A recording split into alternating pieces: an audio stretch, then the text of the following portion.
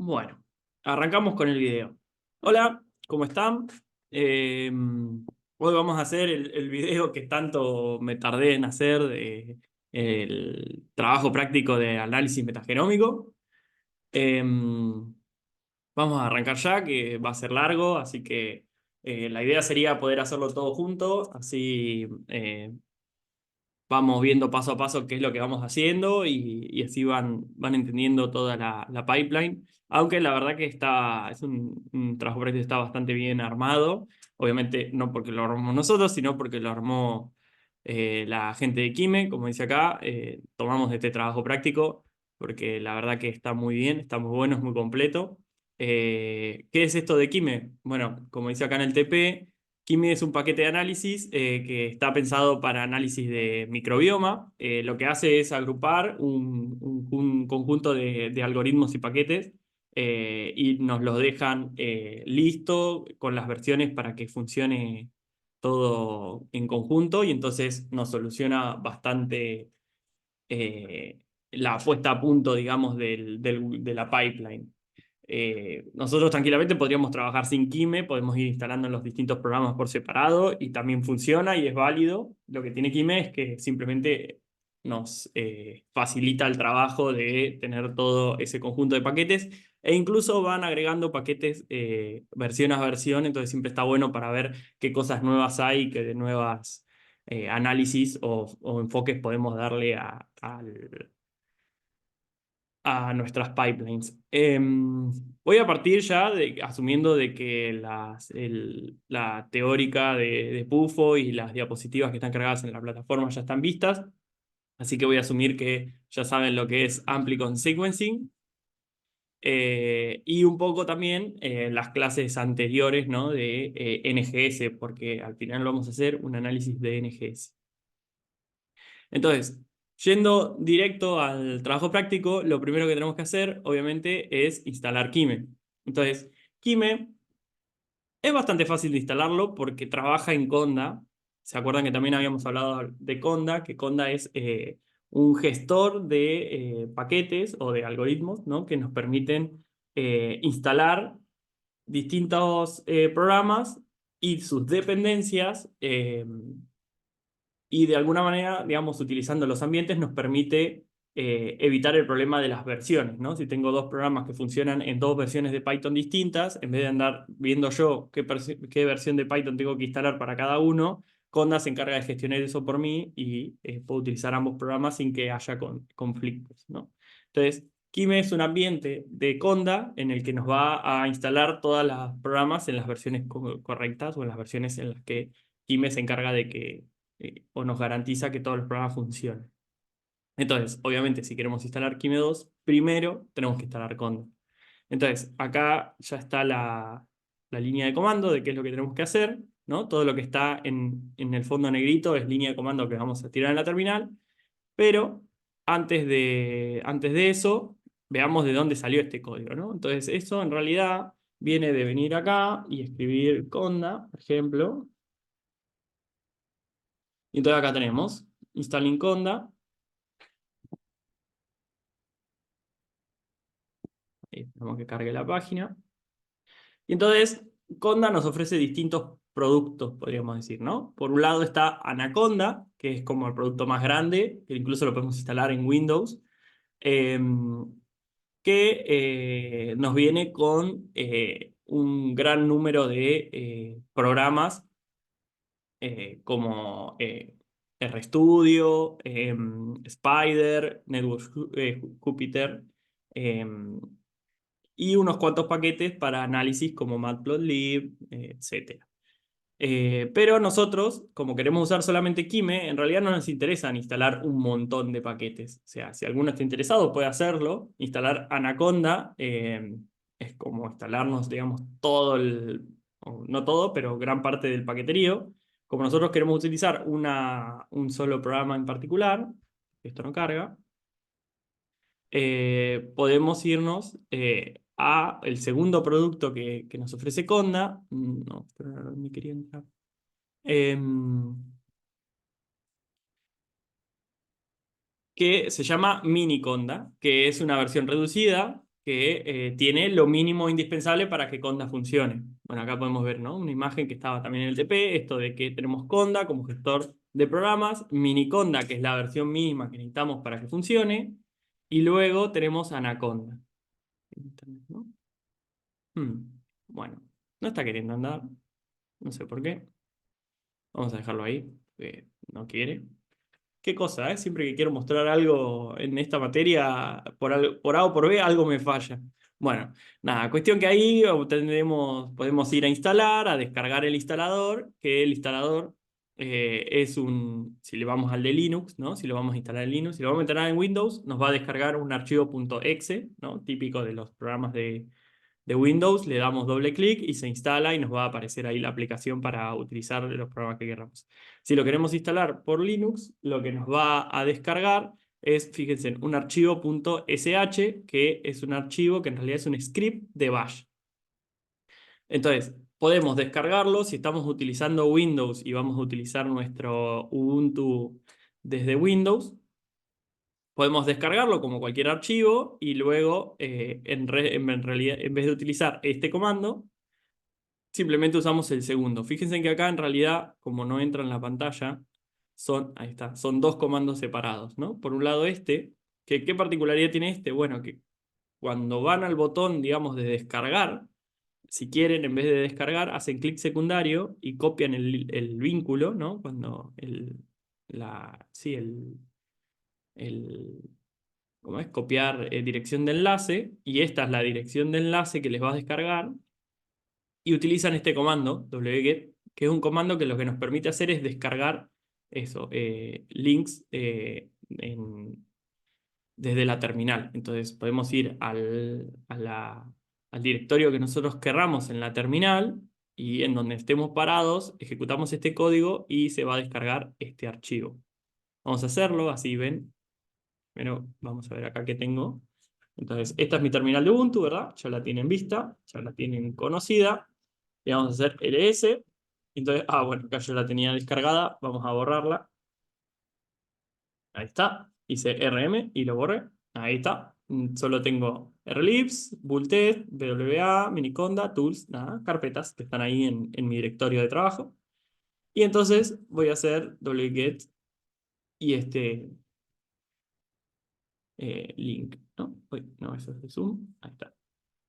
Entonces copio esto y ahí procede a descargar el archivo.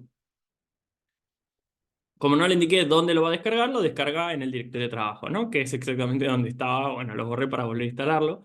Lástima no pude entrar a la página de Conda porque lo interesante está en que acá me va a bajar, bueno, el link dice la última versión, así que identificará qué versión es. Yo ya tengo instalado Conda, pero vamos a instalarlo de vuelta, a ver si no me genera conflicto, así ven cómo. Entonces, una vez descargado ese archivo, lo que vamos a hacer es aplicar bash y el archivo que descargamos, ¿no? Podemos incluso escribirlo sin necesidad de copiarlo. Bash. Bueno, primero vamos a ver si se descargó. Hago ls y acá está, ¿no? Chequeo que esté instalado. Incluso podría mirarlo desde mi carpeta. Bueno, vamos a Linux, Ubuntu, Home, mi usuario. Y entonces acá, bueno, tenemos un montón de archivos ocultos. Acá está. Miniconda 3, no sé cuánto, que es para instalar el Conda. Entonces voy a hacer eso, voy a ejecutar ese archivo, indicándole que es un archivo de bash, bash, miniconda 3, Unix, Linux, bla, bla, bla. Y entonces acá se va a ejecutar y entonces lo primero que nos dice es que tenemos que aceptar términos y condiciones. Entonces vamos, acá tenemos toda la parte legal de Conda. Bueno, cada uno ya es una discusión, ¿no? ¿Quién lee o no los términos de condiciones? Es todo un debate al respecto, pero vamos a seguir porque no es la parte de este TP. Y entonces, una vez que aceptamos todos los términos y condiciones, o bueno, bajamos todo, porque fíjense que nos obliga a bajar. Yo estoy bajando ahora, no lo ven, pero estoy apretando Enter para bajar. Entonces, a medida que van apretando Enter, van bajando, y cuando llegan al final, a ver, Creo que debe estar cerca. ¿O no? Definitivamente no. Eh, a ver, siempre es un montón. A ver, ahí va. Bueno, ahí está. Bueno, me repasé. Cuando terminan, ahí nos preguntan si queremos aceptar o no. Es como medio, como que sí, porque no aceptaría, ¿no? Si ya me lo estoy descargando, pero bueno. Una vez que le damos a Yes y apretamos Enter, nos va a preguntar dónde lo queremos descargar, si en instalar, digamos, si en el directorio de trabajo, acá en el directorio en que nos ofrece, que sería en Home, Paylera en mi caso, ¿no? O sea, en el home de mi usuario. Si quisiéramos, lo podemos instalar en otro lado. Si es así, le tenemos que especificar acá en qué carpeta quisiéramos instalarlo, por si lo queremos tener instalado en otro lugar. ¿Qué implica instalarlo en otro lugar? Que en esta carpeta que se va a crear en Miniconda 3 se van a descargar todos los paquetes y ambientes que se instalen a través de Conda. Entonces, eso es importante si queremos tenerlo ordenado en alguna carpeta en particular o algo por el estilo, o simplemente lo dejamos ahí. En general lo solemos dejar ahí, entonces lo único que voy a hacer es apretar Enter y decirle proseguir con lo tuyo.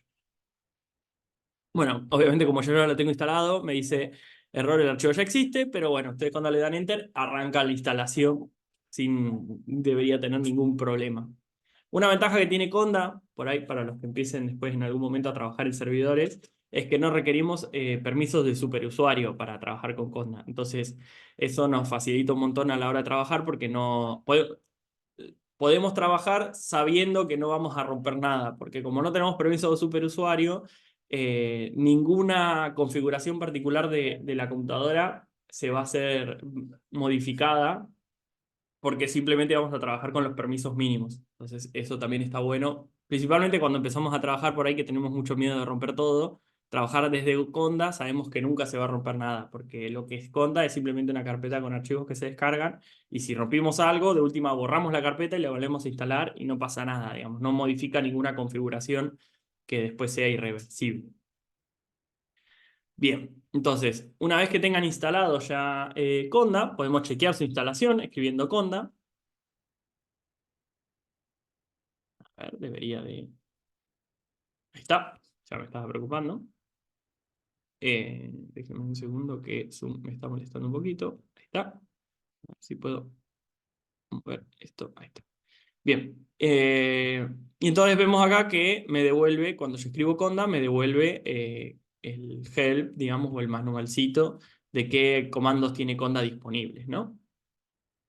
Entonces, eh, muy probablemente cuando ustedes instalen Conda y corran este comando, les va a decir que Conda no existe, ¿no? Como que no sabe qué es. Eso es porque Conda cuando se instala, se requiere volver a abrir la terminal. Entonces, lo que tienen que hacer es cerrar la terminal y volverla a abrirla. Si no quieren hacerlo, les da fiaca o lo que sea, pueden también escribir bash -login. Y este comando lo que hace es justamente simular o volver a abrir la terminal, digamos, ¿no? Es como que vuelve a loguearse y entonces debería aparecerles esto, ¿no? Fíjense que en una terminal normalmente esto no aparece. Si está Conda instalado y activado, aparece esto, está detrás del prompt o al principio, podríamos decir, después del prompt, antes del prompt. Que nos indica el ambiente que está cargado. Como Conda trabaja por ambientes, ¿no? Este es el ambiente base, que tiene una serie de paquetes instalados con unas determinadas versiones, ¿no? La idea es que nosotros vayamos cambiándonos de ambiente según qué cosas queremos usar. Entonces, lo primero que solemos hacer con Conda es, bueno, ver qué ambientes hay disponibles, ¿no? Entonces podemos hacer Conda, usamos la función env, fíjense que hago Conda espacio env, que es de environment, y le pido que las liste. List. Entonces, esto me va a indicar qué ambientes hay cargados en mi computadora, ¿no? En principio, como recién instalé Conda, lo único que tengo cargado es la base. Entonces, ahora vamos a instalar Kime como un ambiente nuevo. Entonces, vamos a la siguiente parte, que es instalación de Kime. Volvemos a aplicar esto, wget y este archivo de enlace. Podemos ir y buscarlo si quieren. Podemos venir acá, instalen Kime2. ¿No? Esto es lo que hice en su momento para buscar. Y entonces dentro de las varias opciones que hay para instalar, vamos a instalar Kime2 con un ambiente de Conda.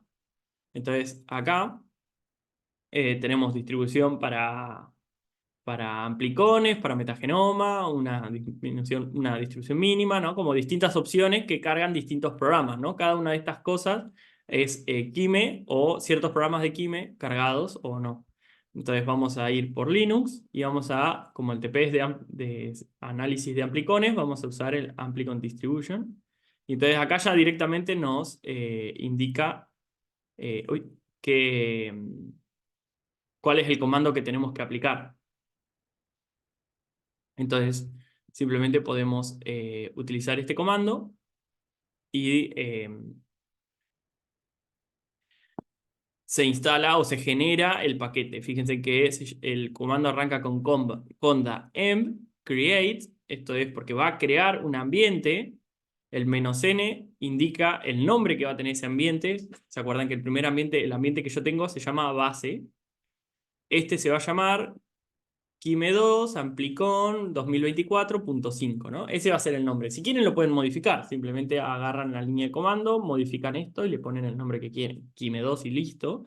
Siempre está bueno tener como por ahí la versión, porque de esa manera uno sabe eh, después si se actualiza Kime, o sea, uno puede tener distintos ambientes. A nosotros nos pasa con Pufo que tenemos Kime2 instalado en varias versiones, porque qué sé yo, estamos trabajando en un paper con la versión del 2021 y luego se actualizó a 2023, pero como los análisis lo hicimos en el 2021, queremos mantener ese Kime. Bueno, hay como uno puede trabajar con distintas versiones de Kime según qué está haciendo.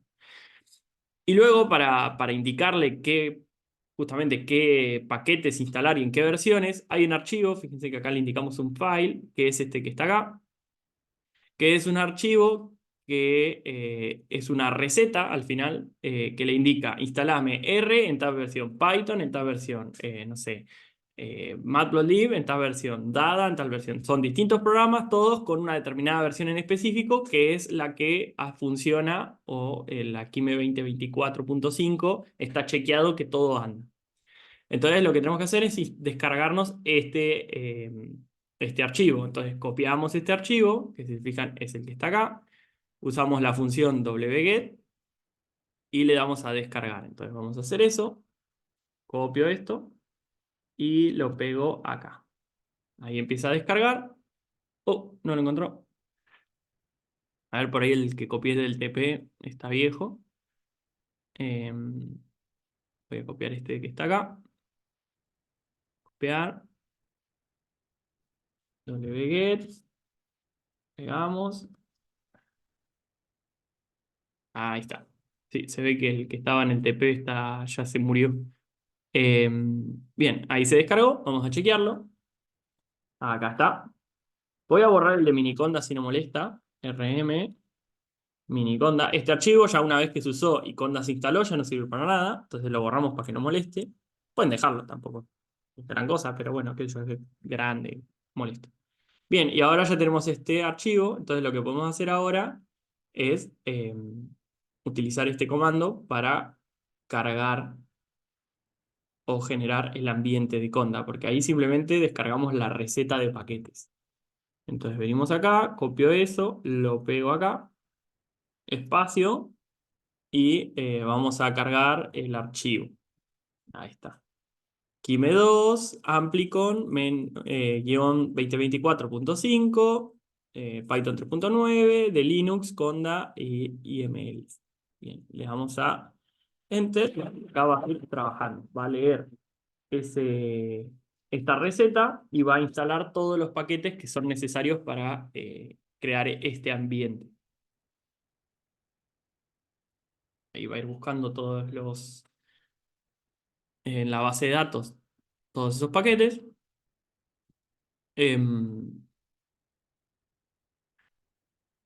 Esto puede que lleve un tiempo. A veces tarda más, a veces tarda menos.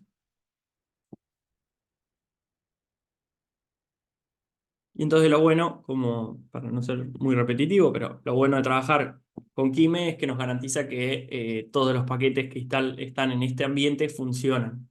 Porque a veces pasa que por ahí, si queremos trabajar con los distintos programas por separado y alguno se actualiza y en su actualización nos mueve, qué sé yo, la versión de Python, eso puede hacer que otro programa que antes nos andaba ahora ya no funcione porque la versión de Python es muy nueva y entonces nos empieza a generar problemas. En cambio así, esto es como todo un bloque, que sabemos que todo ese bloque funciona.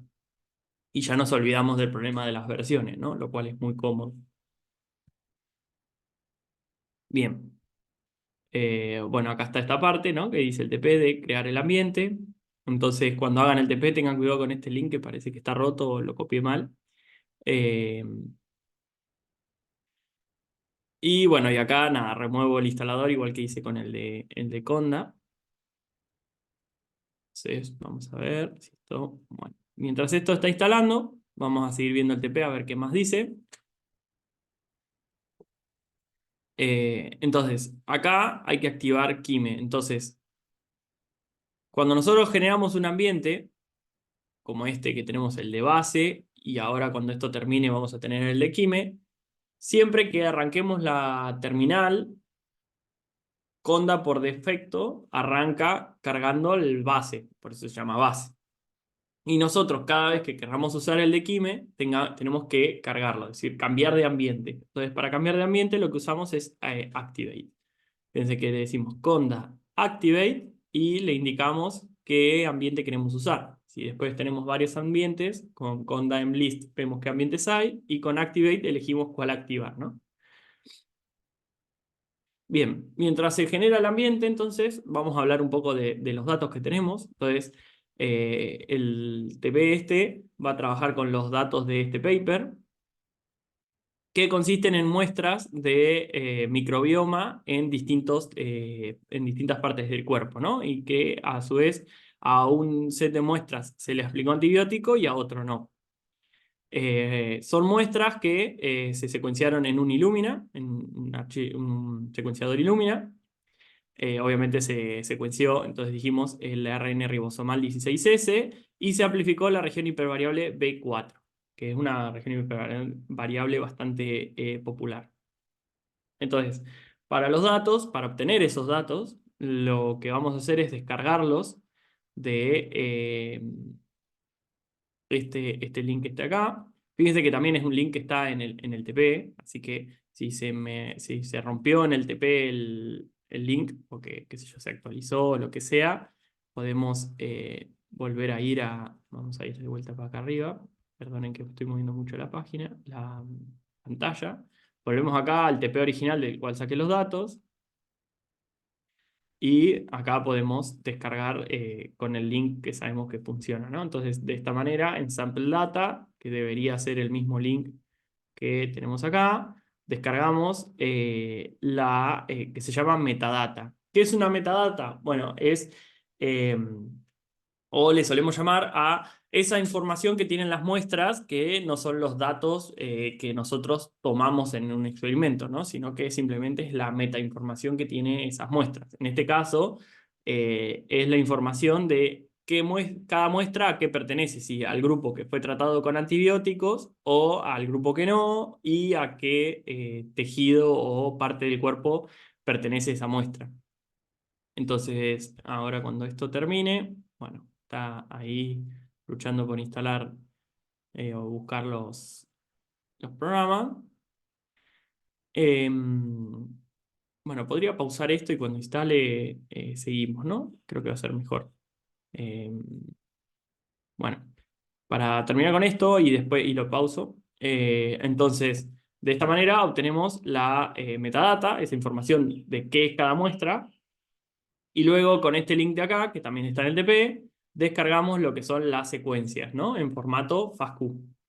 Entonces voy a pausar un segundo la grabación hasta que termine de instalar Conda y luego se... Bien.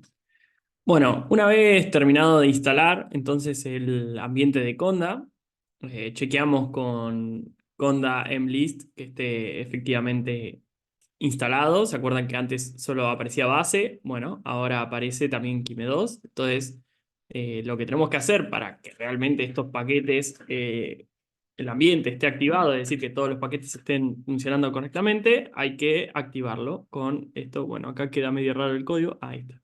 Con conda activate y el nombre del ambiente que querramos activar, ¿no? Entonces, copiamos esto, lo pegamos acá, activamos y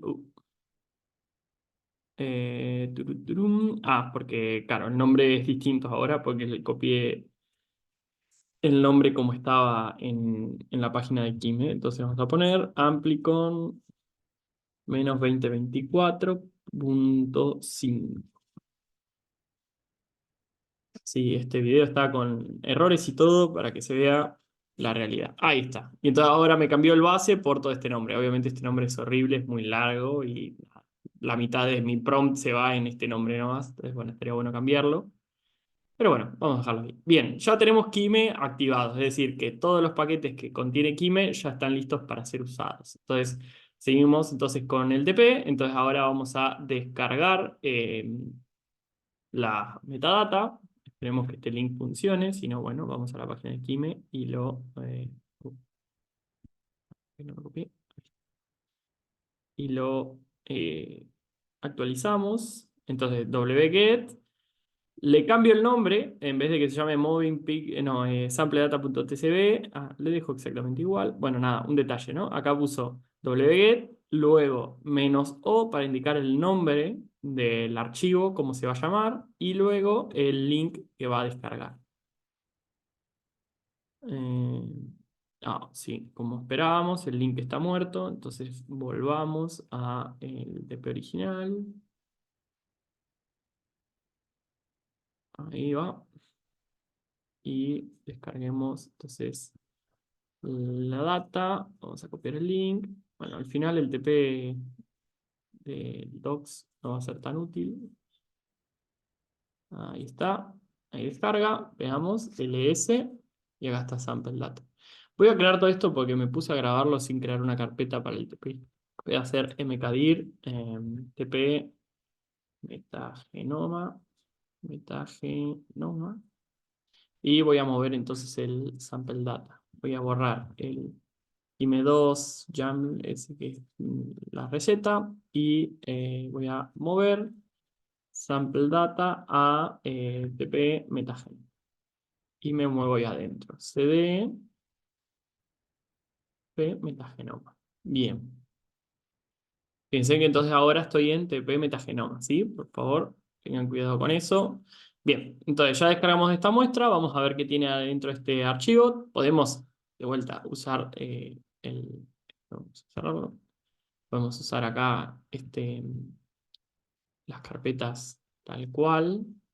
El explorador de carpetas, digo. Acá está, TP metagenoma. Ahí está. Y entonces yo puedo abrir este archivo, como cualquier otro. Y se fijan, es una tabla que tiene nombres de las muestras, los barcodes, es decir, el identificador de cada muestra, y luego distintas variables, ¿no? O datos de cada muestra, de quién es quién y qué, ¿no? Cuáles vienen de lengua, cuáles muestras vienen de la palma de las manos, del intestino, ¿no? De distintos años que fueron tomados, etcétera, ¿no? Como una metadata típica, digamos.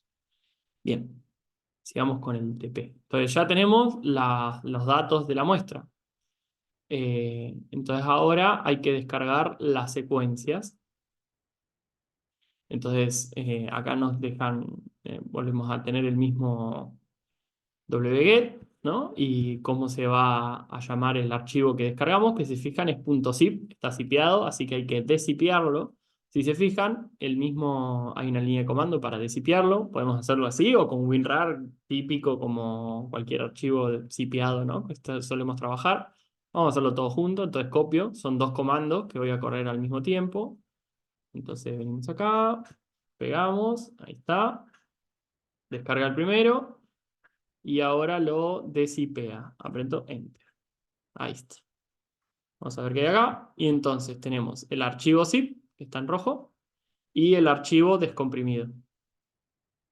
Vamos a ver acá en la carpeta. A ver, vamos a dar a actualizar. Ahí está. Acá está. Y entonces acá tenemos dos archivos nuevos. Uno que se llama barcodes.fasq.gz y sequence.fasq.gz, ¿no? Entonces sequence son las secuencias que están en formato FASQ y barcodes, que también está en FASQ, tiene que ver con los barcodes.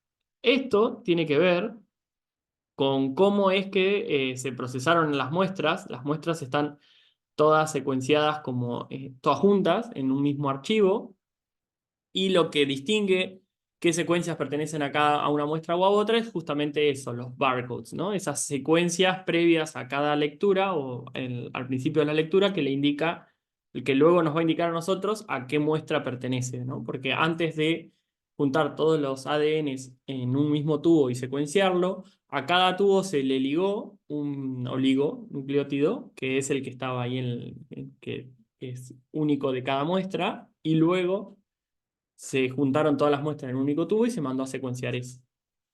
Entonces nosotros tenemos que tener en cuenta eso para indicarle a Kime eh, qué secuencia pertenece a cada muestra. Entonces, Kime, por cómo funciona, lo que hace es trabajar con los archivos comprimidos de una forma particular. Entonces lo que tenemos que hacer ahora es importar estos datos, los datos de la secuencia y la metadata, a Kime o al formato en el que Kime trabaja, que básicamente igual es un zip, pero bueno, hay que hacerlo en el formato con el que Kime trabaja.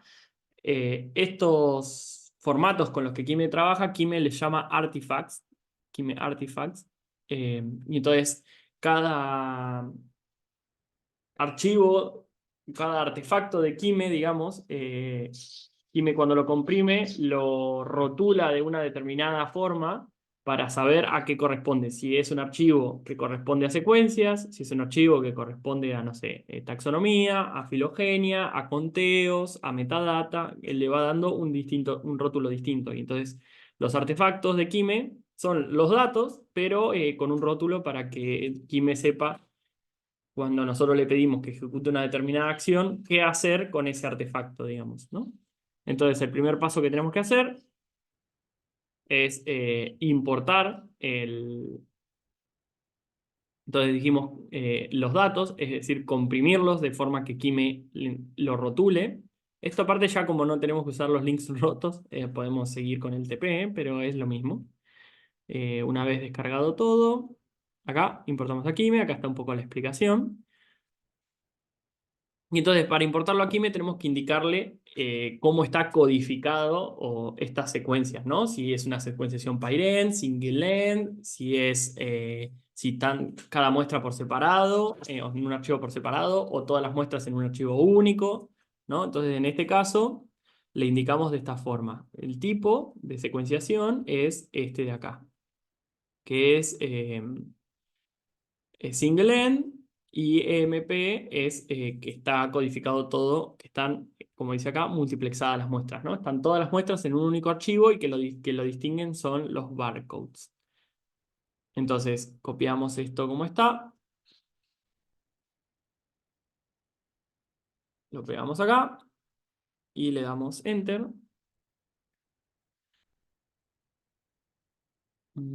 Ahí tiró un error. Broken support, type. Bueno, parece que es una advertencia.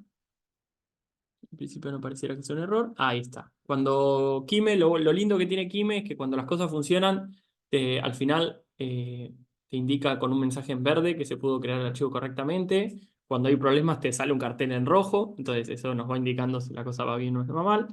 Veamos si efectivamente se creó el archivo QZA. Los archivos QZA son los archivos que Kime comprime. Y luego hay otro grupo de archivos de Kime que se llaman QZB, que son los de visualización, que vamos a verlos después, que son archivos de resumen que nos van a servir para indagar sobre lo que tenemos. Bien, entonces, ¿qué hicimos hasta ahora? Agarramos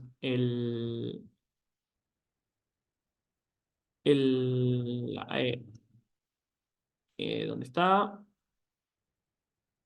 Esta ruta, MSQL Sequence, que es esto, es la carpeta Está acá, MSQL Sequence, ¿no? Que adentro tiene los barcodes y las secuencias. Y Kime tomó esa carpeta y la incorporó, rotuló esos archivos y los comprimió en un único archivo que se llama mSQL Sequence QZA. Acá adentro tenemos entonces los barcodes y las secuencias. Entonces ahora vamos a demultiplexar, es decir, separar cada una de estas lecturas que están todas juntas en un único archivo, separarlas para que cada muestra tenga las que corresponden. Entonces eso lo hacemos con este comando kime demux de demultiplexado, y como la codificación era que es de esto, Earth Microbiome Project, ¿no? Que es como, bueno, es el rótulo que le pusieron a esta manera de multiplexar las muestras.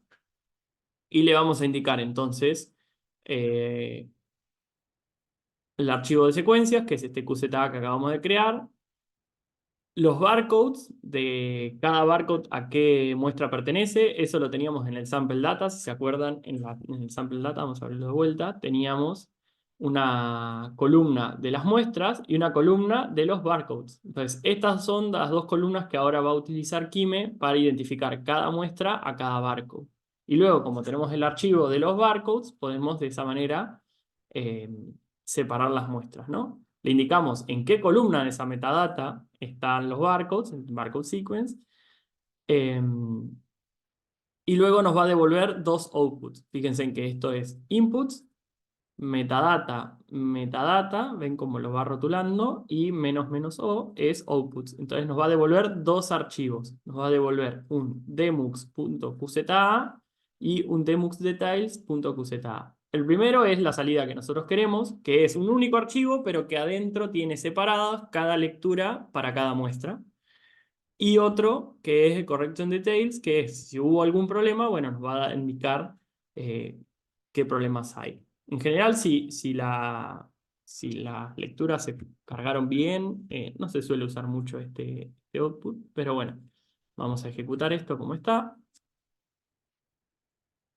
Siempre lo bueno de los TPs es que en general salen todo, ya está todo armadito, todo lindo. Aunque yo estoy teniendo algún problema acá, después tengo que chequear bien qué está pasando, pero tengo algún problema, se ve con NumPy. Pero bueno, mientras funcione, lo importante es que puedan correrlo y entender que están corriendo en cada paso, ¿no? Uno esto, una vez que ya lo corre eh, varias veces, ya sabe lo que está haciendo, pero siempre la primera vez es importante ir chequeando paso a paso. Siempre pasa que al principio de la pipeline por ahí es la que más cuesta hacer funcionar, y una vez que ya funciona, eh, este creo que es el último paso crítico en general, que solemos tener problemas cuando arrancamos.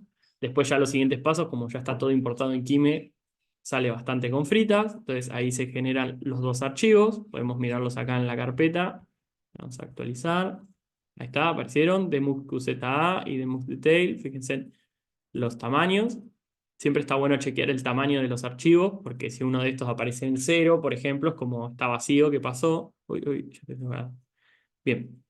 Entonces, en este demuxqza es que tenemos nuestras lecturas separadas por muestra, que es lo que queremos. Entonces ahora vamos a visualizar, vamos a generar un QZB, un archivo resumen que nos va a permitir ver qué onda estas lecturas. Entonces, vamos a crear este archivo resumen. Y Kime tiene una particularidad, que estos archivos resumen se pueden ver, uno los puede descomprimir con WinRAR, pero los puede dejar comprimido como un QZB, y en vez de verlo desde la compu, tal cual, lo que podemos hacer es venir aquí, abrimos una pantalla nueva y ponemos Kime2 View. Ahí va, Kime2 View. Y arrastramos acá, drag and drop a Orchid here, y ves que nos muestra acá que podemos visualizar QZAs y QZBs. Entonces, en general, cuando trabajamos con Kime, trabajamos con ese... acá está el QZB. Entonces voy a arrastrar este QZB acá. Ahí está. Y nos carga la información de este QZB. Tengo problemas con con el... A ver, voy a intentar de abrirlo en el Edge, a ver si se me ve mejor. Porque se me hace chiquitito esto, no sé si es un problema de configuración o qué. Dime 2, views, a ver si me deja verlo bien.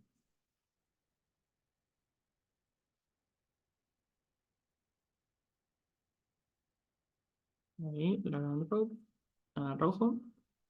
Ahí está. Bien, entonces, acá tenemos entonces The Multiplexed Sequence Counts Summary. Entonces nos va a indicar, bien, cuántos forward reads hay y debería en algún lado aparecer, acá, single end esta secuenciación, así que solo hay forwards. Entonces nos dice que en general las muestras tienen en promedio unos 7.762 lecturas. La muestra con menor lecturas tiene 1.800 y la muestra con más lecturas tiene 18.000. Acá podemos ver, ya nos tira algunos grafiquitos.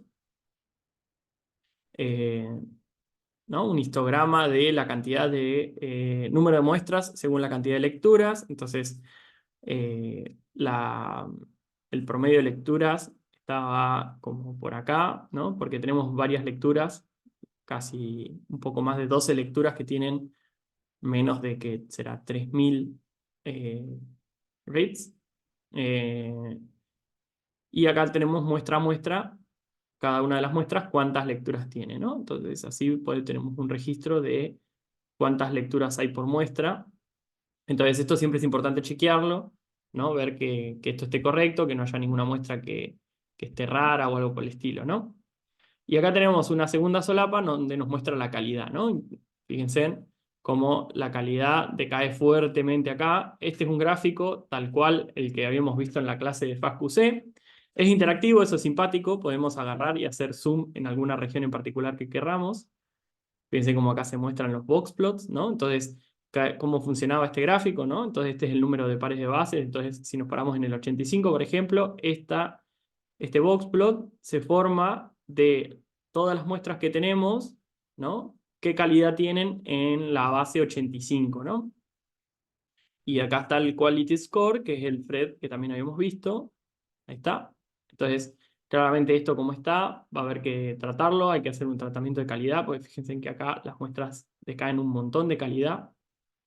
Acá vienen bien, hasta por lo menos, qué sé yo, este punto, hasta la base 90 más o menos, la cosa viene bien y después empieza a decaer fuertemente, ¿no? Acá nos muestra un poco estadísticos sobre esto.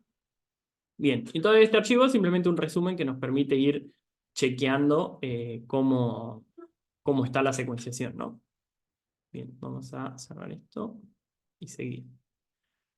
Bien, tenemos entonces demultiplexadas las muestras y ya hicimos un control de calidad y vimos que las secuencias están feitas. Entonces ahora lo que hay que hacer es hacer un tratamiento de calidad y obtener los ESVs, que si se acuerdan en la clase teórica vimos que los OTUs o ESVs son estas lecturas o reconstrucciones de las lecturas que vamos a utilizar como unidades taxonómicas, ¿no? Como una lectura de un ribosomal que luego vamos a utilizar como identificador, ¿no? Ya sea de un determinado taxón o grupo. Entonces, para eso, en el TP, en la guía de Kime, utiliza dos programas por separados. Utiliza por un lado un programa que se llama Dada2, que es el que está en el TP, que es por ahí el más popular, podríamos decir. Pero también nos ofrece una opción 2, ahí es como a elección, que es de Blur. Dada2 sirve para lecturas que son PyRen en general, aunque también se puede usar para single end, mientras que de Blur es simplemente para single end. Cuando estamos trabajando con muestras que por ahí tienen muy mala calidad o por ahí el reverse tiene muy mala calidad cuando es una secuenciación PyRen, a veces es mejor utilizar solo el forward e intentar de reconstruir simplemente con la mitad de las secuencias. No es lo ideal porque estamos perdiendo los revers, pero a veces cuando la secuenciación es muy mala es mejor tener algo que nada, ¿no?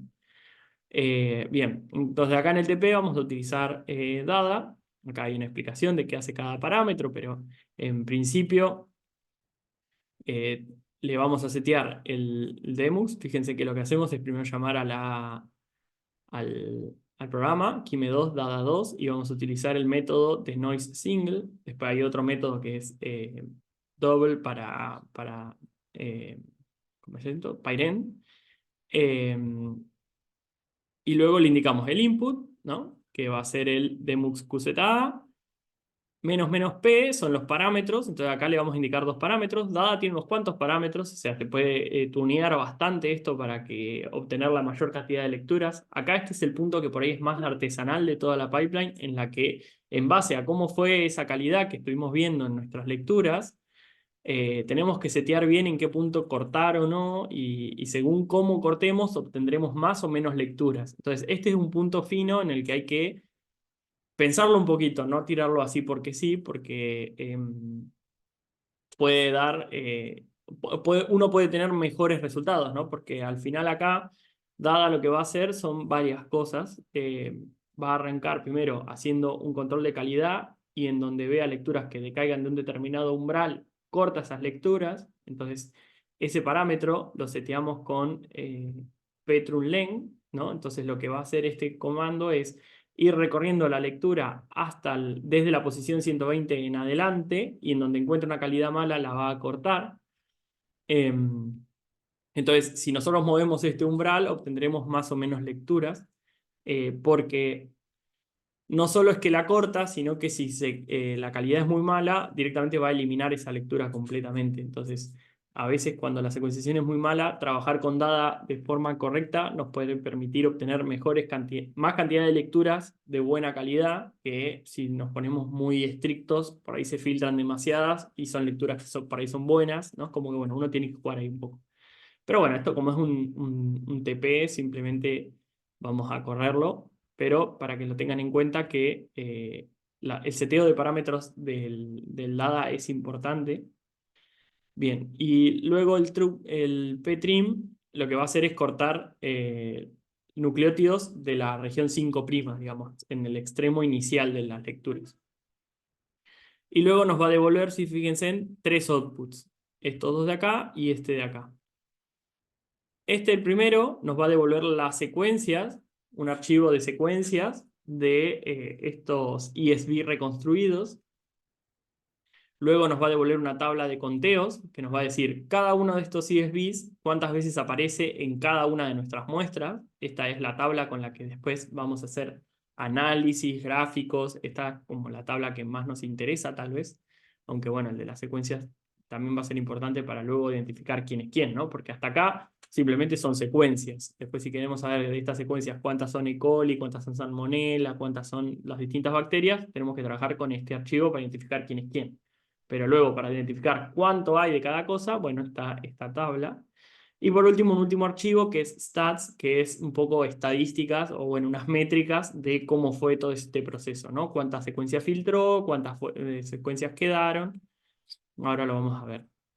Entonces arrancamos creando una carpeta en donde se van a guardar estas tres salidas para tenerlo todo organizado, y luego ejecutamos este comando. Sí, quería chequear que esté grabando. Ya veo que estaba hablando sin estar grabando, sería muy triste. Bien, entonces copiamos todo esto y lo ejecutamos. Ahí va. Entonces se creó la carpeta y ahora va a ejecutarse el dada. Me intriga mucho este mensaje de warning, después voy a ver de solucionarlo.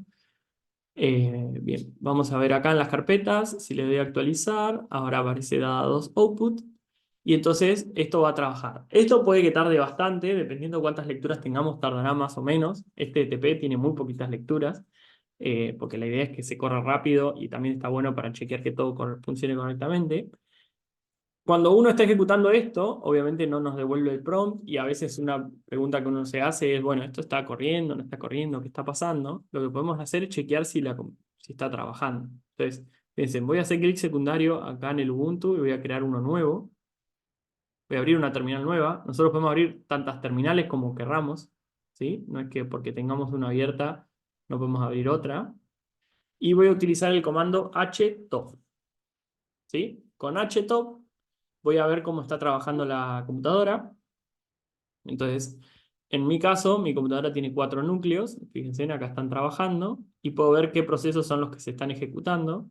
Entonces, fíjense que el primer proceso que se está ejecutando es Peguilera, Quime2, XR, ¿no? Acá se está ejecutando entonces eh, un archivo de R. Esto es correcto porque Dada2 es un paquete de R, funciona en R. Entonces, bueno, ahí está. Fíjense que ahora desapareció y acá acaba de terminar. Así que excelente, está ejecutando y ya se terminó. Esto lo voy a dejar abierto, por las dudas. Bien, entonces se crearon estos 3 archivos y entonces ahora vamos a evaluar primero cómo fue este control, control de calidad de las secuencias, ¿no? Entonces voy a copiar este archivo que lo que va a hacer es transformar la carpeta, el archivo stats.qza en un qzb, en un resumen, para que luego lo podamos visualizar.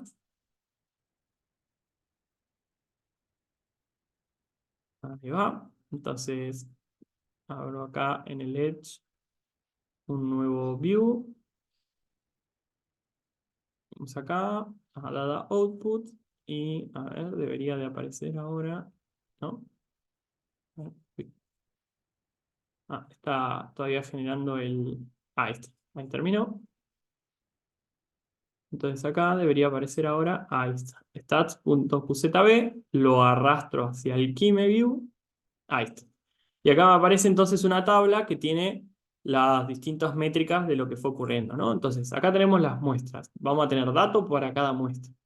El input, cuántas lecturas entraron a- al DADA, ¿no? Estas son las cantidades de lecturas. Y entonces, ¿cuántas lecturas sobrevivieron a este primer filtro de calidad? Acá nos indica cuántas lecturas pasaron este primer filtro de calidad, que tiene que ver con los parámetros que le seteamos al principio.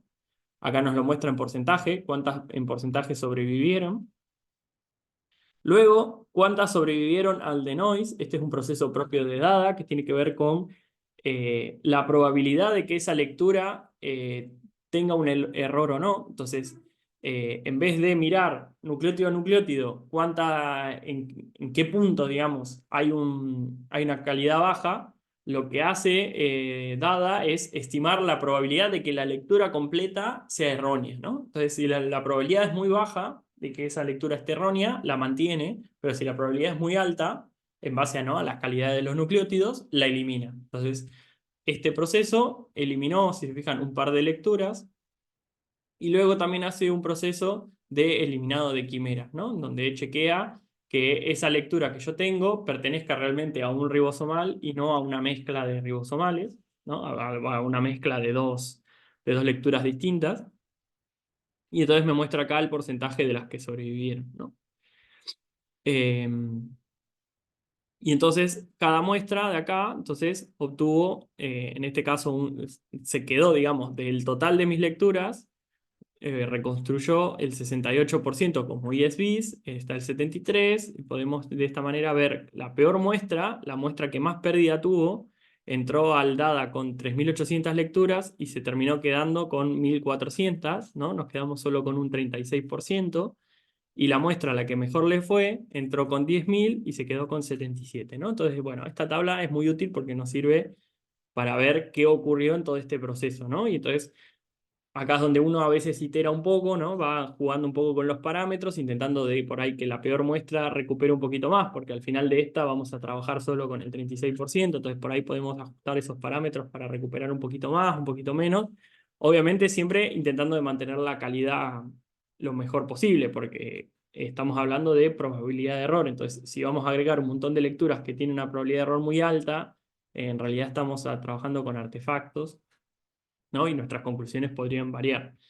Siempre intentamos hacer lo más exigente que podamos sin desperdiciar información, ¿no? Y incluso podemos descargar esta tabla si nos interesa presentarla o algo, para que no nos quede solamente en el explorador. Bien. Una vez chequeado entonces cómo fue todo este proceso, vamos a hacer un resumen de la tabla de conteos. Entonces, de vuelta, transformamos este archivo QZA en un archivo QZB.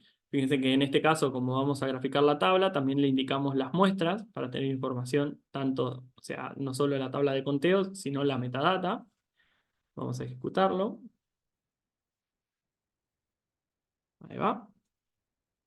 Y le indicamos también el -o, ¿no? En donde, que va a ser en la carpeta, data outputs, y le vamos a poner table QZB. Voy a venir a Edge, voy a abrir uno nuevo. Ahí está. Y ahora cuando termine, a ver, podemos mirar acá, que acá está el proceso. Cuando este desaparezca, es que esto termina. Ahí está, terminó. A ver, en cualquier momento esto debería de indicarnos que ya está. ¿O no? Ahí está, se había como trabado un poquito. Esto siempre es útil para ver eso que a veces queda ahí como que no terminó, pero sí terminó. Bien. Ya tenemos el archivo, entonces venimos acá. Le voy a dar a actualizar. Y entonces ahora quiero ver el table QZB, ¿no? Que es el resumen de la tabla de conteos de lectura. Entonces me dice, en total tenemos número de muestras, 34. Número de features. Features son estos QZB, ¿no? Entonces hay 770 QZBs, de los cuales hay 153.807 lecturas, ¿no? O sea, hay esta cantidad de lecturas repartidas entre las 34 muestras y, digamos, secuencias. Hay en total 770 secuencias únicas que están repartidas entre estas 153.807 veces, sería, ¿no? Va a haber lecturas más frecuentes, lecturas menos frecuentes. En cuanto a esa frecuencia, entonces, eh, la frecuencia por muestra, entonces la muestra con menos lecturas tiene 897 lecturas, y la muestra que más tiene 4.500, ¿no? Y acá tenemos un grafiquito del número de muestras y las frecuencias. Este es parecido al que habíamos visto del Demux. Fíjense en cómo varía con respecto a ese que era de lecturas crudas, el del Demux, ¿no? Y este que es el de con los ESBs ya generados. Y luego tenemos la frecuencia de esos ESBs. Entonces, la lectura, ¿no? La secuencia que más frecuencia tiene, que más veces aparece, fíjense en maximum frequency, aparece 11.000 veces, ¿no? Este sería la lectura, una secuencia tal cual, aparece así, sin modificaciones, 11.000 veces. Y la frecuencia, la lectura más, o la secuencia más rara, aparece 2 veces, ¿no? Fíjense que el primer cuartil, ¿no? Que sería el 25% más raro, tiene un valor de 8, significa que hay un 25% de lecturas que están entre 2 y 8 veces.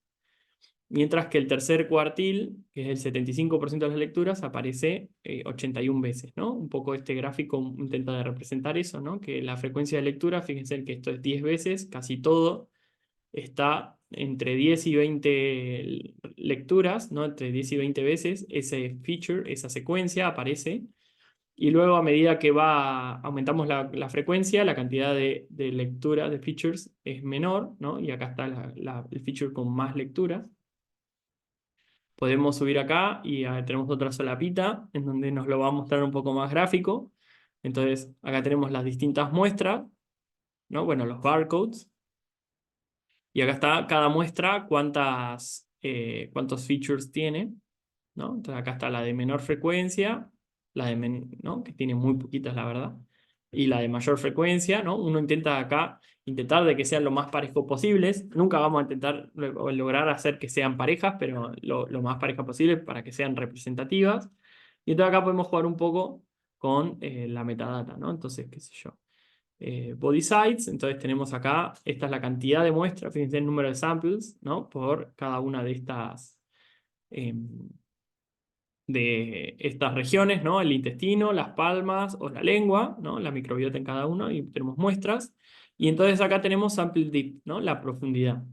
Porque ahora lo que vamos a hacer, o bueno, ahora no, pero cuando hagamos el análisis estadístico, lo que se suele hacer es rarefaccionar las muestras. Es decir, hacer que todas las muestras tengan la misma profundidad. Entonces, ¿cómo hacemos para que estas muestras tengan todas la misma profundidad? Si esta tiene 9.800 y la peor tiene 807. Bueno, una forma es quitarle a las que más tienen algunas lecturas al azar para que se compensen a las que menos tienen. En este caso, que es muy extremo, porque la que menos tiene muy, muy poquito, podemos llegar a un punto medio, en decir, bueno, qué sé yo, unas 3000 lecturas, por ejemplo acá, y decir, bueno, todas las muestras que están por debajo las eliminamos y todas las muestras que están por arriba las llevamos a este valor de profundidad. Eso sería una decisión que uno puede tomar. Ahí es donde empiezan a jugarse muchos factores que tenemos que tener en cuenta según el problema con el que estamos trabajando, ¿no? Porque obviamente eliminar una muestra es muy crítico, las muestras son valiosas, ¿no? Todos lo sabemos, obtener una muestra es muy difícil, entonces realmente quiero perder esta muestra, ¿cuánto me vale perder esta muestra, ¿no? Esas son decisiones que uno tiene que tomar, y lo mismo al revés, ¿no? Quiero eliminar lecturas para que se parezca esta muestra, tenga la misma profundidad a esta otra, bueno, ¿de cuántas lecturas pierdo? ¿Cuánto información estoy perdiendo ahí, ¿no? Bueno, son decisiones que uno tiene que tomar. Cuestión que para elegir el número óptimo de lecturas a eliminar, puedo utilizar esto. Fíjense que si yo aumento el deep sampling, ¿no? Si tomo 652 lecturas de todas mis muestras, hasta ahora conservo todas mis lecturas, pero en el momento que supero un determinado valor, empiezo a perder muestras, ¿no? Esto lo que nos indica es cuántas muestras pierdo si tomara 1166 lecturas al azar de cada una de mis muestras. Y claro, lo que ocurre es que todas estas muestras de acá que no tienen 1166 lecturas para ser muestreadas, lo que va a ocurrir es que van a ser eliminadas, ¿no? Entonces, esto de acá es simplemente una visualización que nos permite ver eso, ¿no? ¿Qué profundidad puedo elegir para luego hacer la rarefacción? Y por último tenemos una última solapa, que lo que nos indica es ahora qué frecuencia tiene cada una de estos ISBs, ¿no? Estas secuencias únicas. Entonces, la muestra que más lecturas tiene, perdón, la muestra no, la secuencia que más lectura tiene es esta secuencia. Este código que está acá es un código que genera dada, que refiere al código que está en el archivo que se llama repsec, que es un FASTA que tiene este código y una secuencia. Entonces yo sé que esa secuencia que tiene este código se repitió en todas las muestras, ¿no? Entre todas, digamos, sumando a todas las muestras, 11.373 lecturas. Y aparece en 13 muestras. Aunque es la más representada, fíjense que no aparece en todas las lecturas. Siendo esta, por ejemplo, que tiene un poco menos de lecturas, aparece en más muestras, ¿no? Entonces así tenemos todas las 770 secuencias y cuántas veces aparece en cada una de las muestras, ¿no? Bueno, en cada una no, en todas las muestras. Bien.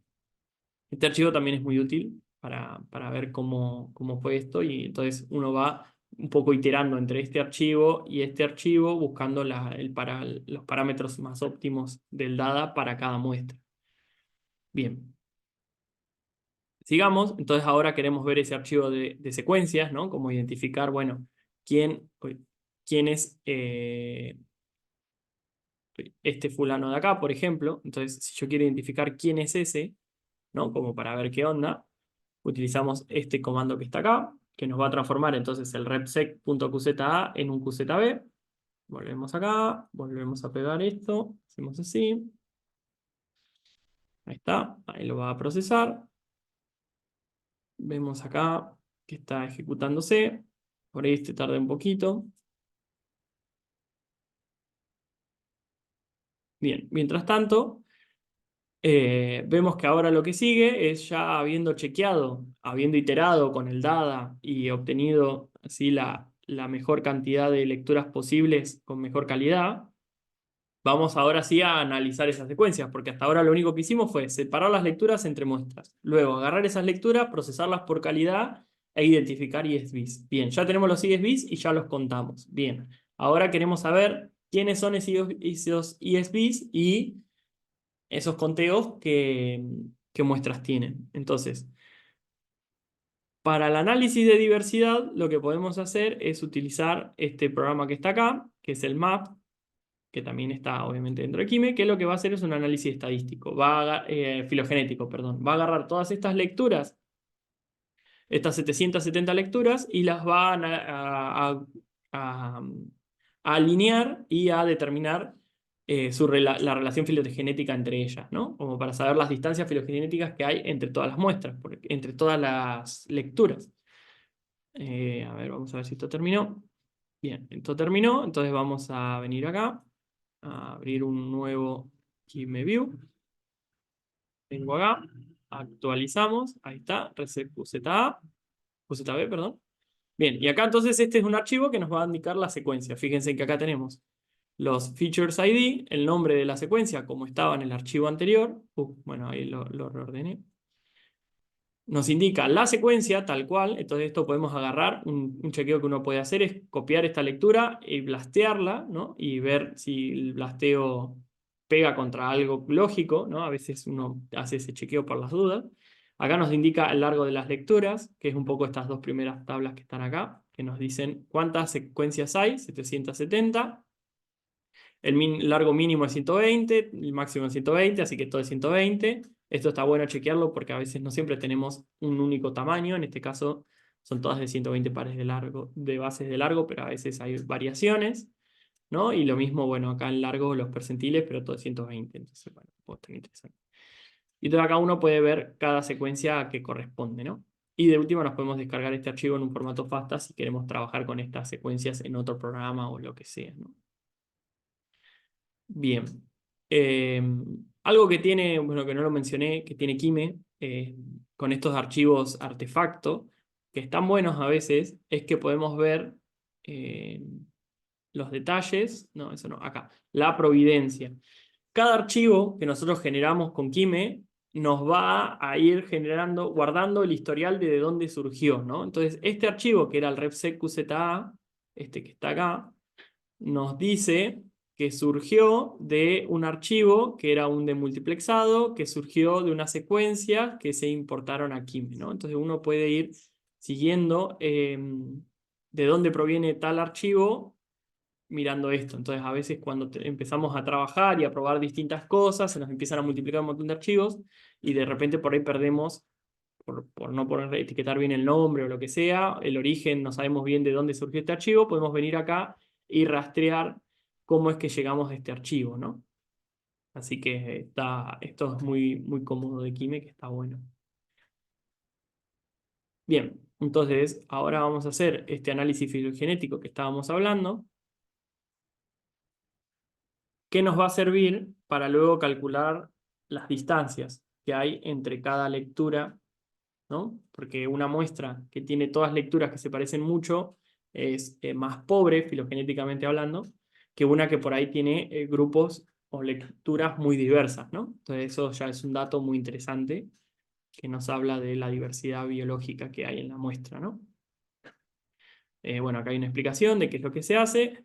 Cuestión que algo que podemos hacer con esa medida de filogenia es calcular las diversidades betas, ¿no? Como esto estamos haciendo un análisis de una comunidad, utilizamos todos los parámetros ecológicos que se usan en otros ambientes, acá también los podemos utilizar y entonces lo que vamos a usar con este comando, KimeDiversity, Core Metrics Phylogenetics, es generar métricas que utilizan filogenia, ¿no? Bueno, va a generar varias métricas, pero que algunas incluyen filogenia. Entonces, ¿qué inputs necesitamos? Bueno, necesitamos la filogenia, obviamente, porque le estamos diciendo que es el Core Metric Phylogenetic. Hay uno que es no filogenético, entonces, bueno, dependiendo que tengamos, podemos usar o no.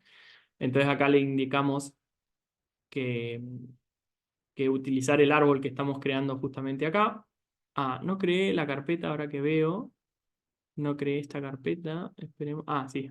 Está bien. No, no dije nada. Bueno, no expliqué este comando que lo ejecuté, pero no lo expliqué.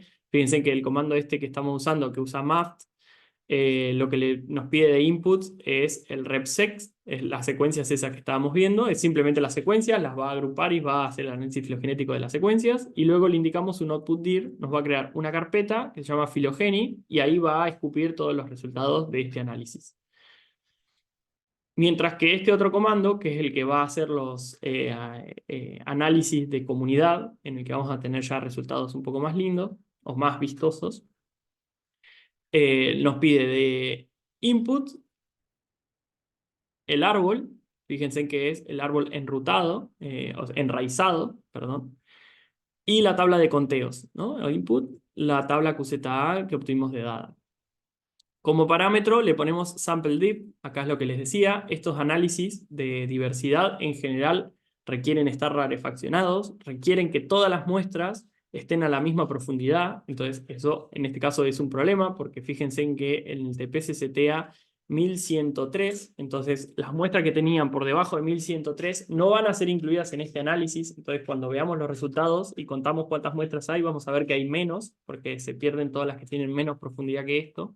Podemos reducir este número si queremos a la de menor profundidad. A veces hacemos eso. Decimos, bueno, las llevamos todas las muestras a una profundidad que es la de menor profundidad. Eso se puede hacer.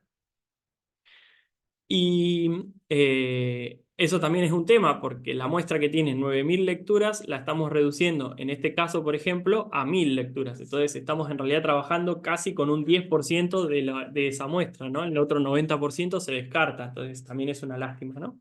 Como que, bueno, acá hay una relación de compromiso que uno tiene que hacer y decir, bueno, ¿qué hago? ¿Quito muestras o quito lecturas? ¿No? Es una decisión a tomar, pero la cuestión es que estos análisis requieren la misma profundidad de las muestras. Luego le indicamos la metadata para que nos rotule las muestras en base a las muestras y las variables, y luego una carpeta donde va a generar una carpeta que se llame Diversity Metrics, donde va a guardar todas las salidas de este análisis. Vamos a ver si terminó con la filogenia. Bien, acá terminó con el análisis filogenético. Fíjense que se crearon 4 archivos. Uno que se llama alineamiento, otro que se llama masked alignment, el árbol y el árbol enraizado, ¿no? Que es el último con el que vamos a trabajar, ¿no? Acá está, un rooted y root.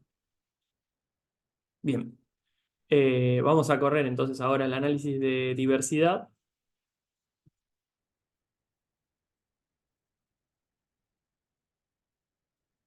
Ahí va. De paso vamos a ir viendo acá. Vamos para atrás. Acá está, se creó la carpeta Phylogeny y acá adentro están todos estos archivos que podríamos analizar cada uno, pero en principio por ahora no nos interesa. Bien. En general, los dos pasos que más suele tardar esto como es un TP, las secuencias, fíjense que tienen muy poquitas lecturas, estamos hablando de 800 lecturas, de 9000 a 800 lecturas, es muy poquito. En general uno trabaja entre 150, 1000 lecturas para arriba, entonces eh, estos procesos suelen tardar bastante más, dependiendo eso, con la cantidad de lecturas. Los dos pasos creo que suelen tardar más es el del armado de la filogenia y el de la obtención de los ESBs. Una vez que uno más o menos termina con eso, en general suele ser más rápido, eh, o los otros pasos suelen ser más rápidos. Y entonces, en este punto, lo que vamos a obtener ya son unos cuantos resultados que ya están listos para, digamos, para ser analizados en cuanto al problema biológico, ¿no? Porque hasta ahora estábamos haciendo todo el proceso que es upstream, ¿no? Bueno, ahí me acaba de tirar un error. A veces esto pasa, si no tengo, por ahí ahora este error que vengo ignorando ya me está empezando a jugar factura. Em, mm, mm, mm. O puede... uy, vamos a ver. Bueno, después de un par de intentos, había ahí una incompatibilidad con mi compu, pero nada, se solucionó. Cuestión, terminó de correr el Kime Diversity. Fíjense en la cantidad de salidas que nos devuelve este comando. Nos va a dar una amplia gama de... Vamos a actualizar esto, ahí está, de resultados, así que esto es muy interesante. Acá tenemos algo que me gusta hacer, a ver si lo dejé... aclaré acá lo que es el error que tenía, en caso de que a alguien le ocurra, lo dejé acá en el TP para el que lo quiera, digamos, corrí esta línea de comando Y después volví a ejecutar esto. Por si a alguien le pasa, bueno, dejo esto acá para que quede. Bien. De todas estas salidas que están acá, vamos a mirar algunas, pero no, se los dejo, eso sí, de tarea. No, estaba viéndolo desde acá. Uy, ¿qué es esto? No, acá no. No, acá. Uy, aquí me dio. Vamos a arrastrar alguno de estos. Recuerden, no los QZA, sino los QZB. Por ejemplo, uno que está bueno son las distancias unifrac. Vamos a agarrar una, que son las distancias filogenéticas. Y entonces fíjense en que, que nos devuelve es un gráfico 3D muy bonito en el que podemos pintar, ¿no? Entonces, por ejemplo, podemos por body site. Entonces así tenemos, ¿no? Cómo las muestras se distribuyen en los tres ejes. Este gráfico lo que nos está mostrando son un gráfico de coordenadas principales en 3 dimensiones de la distancia unifrac ponderada, en el que se muestran cada uno de estos puntos es una muestra, y la distancia entre las muestras tiene que ver con en cuánto se parecen a los OTUs ponderado por la abundancia de cada OTU. Entonces, básicamente lo que primordia son aquellos OTUs más frecuentes, ¿no? Entonces, las muestras que están, los puntos que están más cerca son los que tienen, eh, las muestras que están más cerca son los que tienen los OTUs más frecuentes similares, ¿no? Bien. Y vemos que, por ejemplo, la lengua es una microbiota que está bastante clara, el intestino lo mismo, aunque es muy interesante esa muestra de palma, sería derecha, que está ahí junto con el coso, parece que alguien ahí estuvo tocando materia fecal o algo así. Y luego tenemos que los de la otra mano y sí, los de las otras dos, la otra mano y las otras parece que también ahí tienen un poco más de diversidad. Tiene sentido, ¿no? Que las manos sean por ahí lo que tenga más diversidad de microbiota, eh, dado que estamos tocando varias cosas, ¿no? Pero bueno, fíjense que después hay un montón de otros resultados para analizar. Está bueno porque estos grafiquitos son muy simpáticos. Bien, y por terminar, porque esto ya se está alargando bastante, si quieren continuar, en la guía esta hay un montón de otros análisis también que se incluyen, pero como para no ser una guía muy pesada, yo lo recorté. Y lo último que dejé fue el análisis taxonómico, porque acá estamos hablando de secuencias y cómo se parecen las secuencias, pero en ningún momento estamos hablando justamente de la filogenia, de la taxonomía, ¿no? De esas muestras. Entonces, para hacer eso, lo que necesitamos es una referencia, ¿no?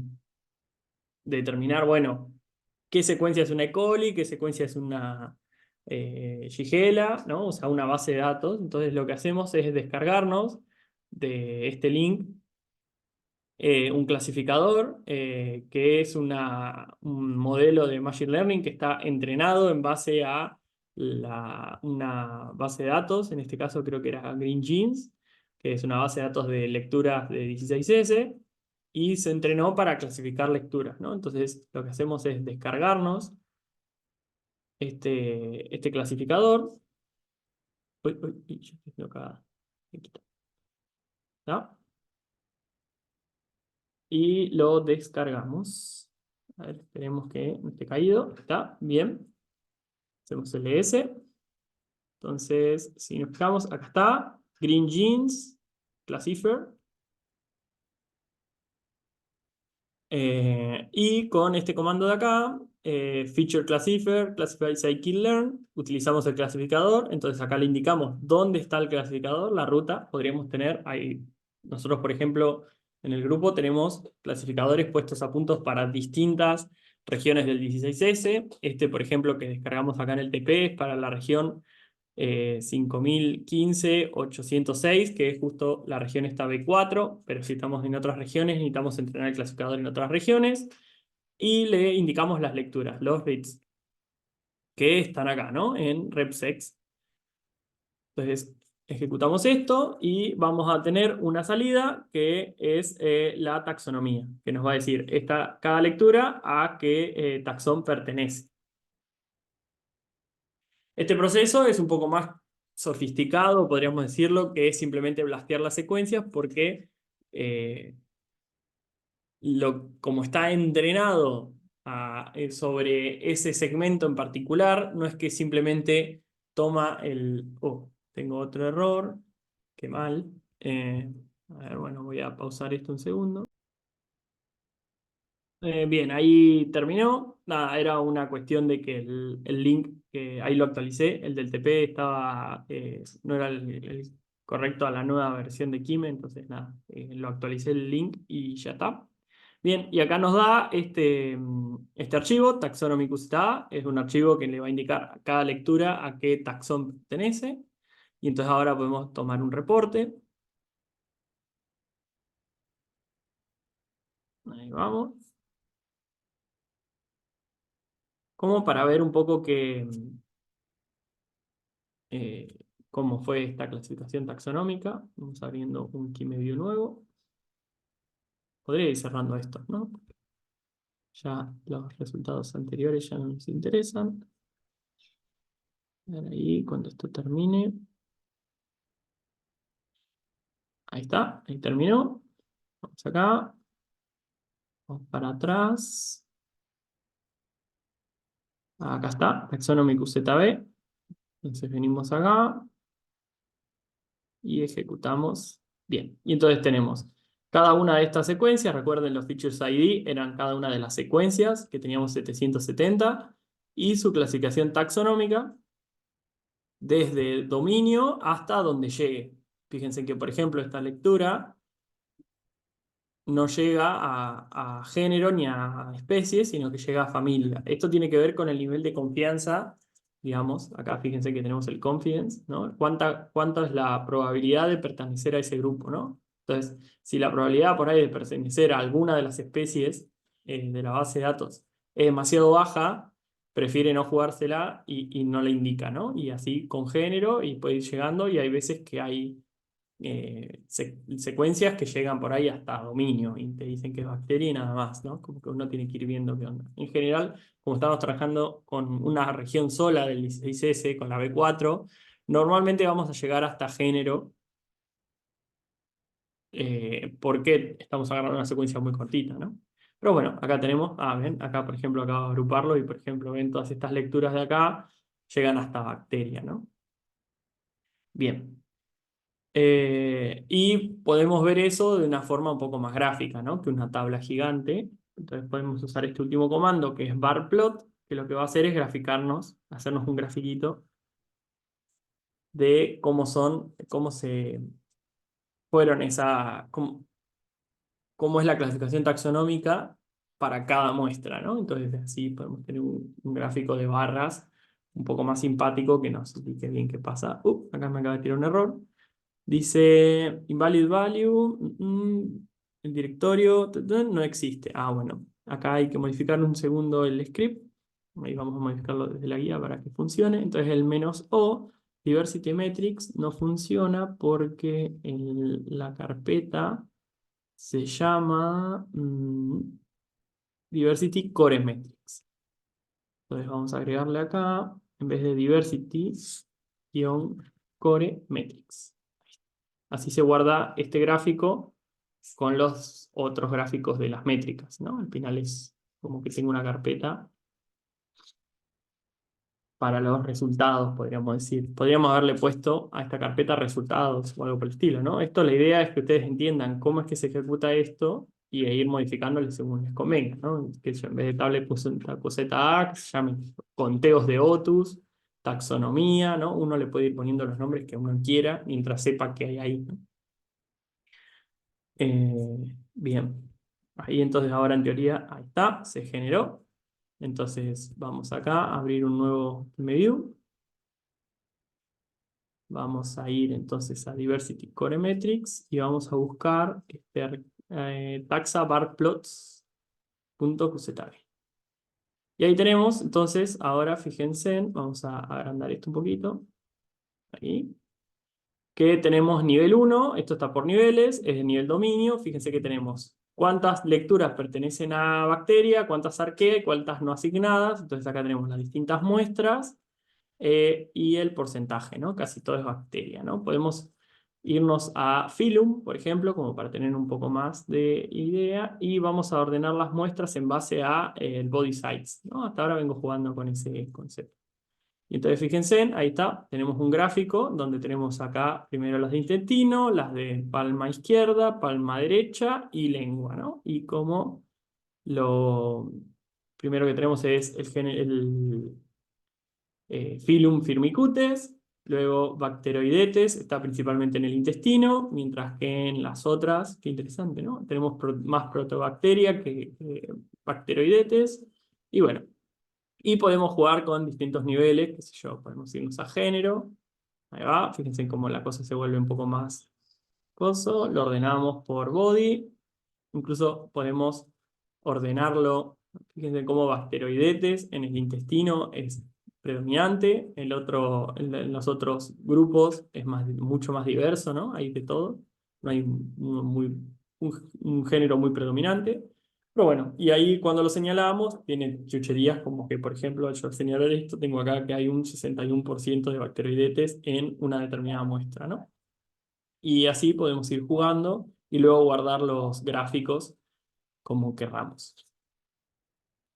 Bien, eso es todo el TP. Los que quieran seguir explorando el análisis de microbiota, les recomiendo que sigan haciendo, hagan toda la parte de la guía que está acá en la página de Kime. E incluso Kime tiene otras guías más, también muy interesantes, que aportan más o le dan más detalle a algunas partes de toda esta pipeline, pero en general esto es como el enfoque general, ¿no? Que uno suele hacer en un análisis de microbiota, en el que va a depender después de la pregunta biológica que uno tenga, qué puede hacer, porque con todas estas salidas uno después esto lo puede importar a R o a Python o a cualquier otro programa y hacer análisis estadísticos y bueno, va explorando un poco e intentando de responder eso, a esa pregunta biológica que uno tiene.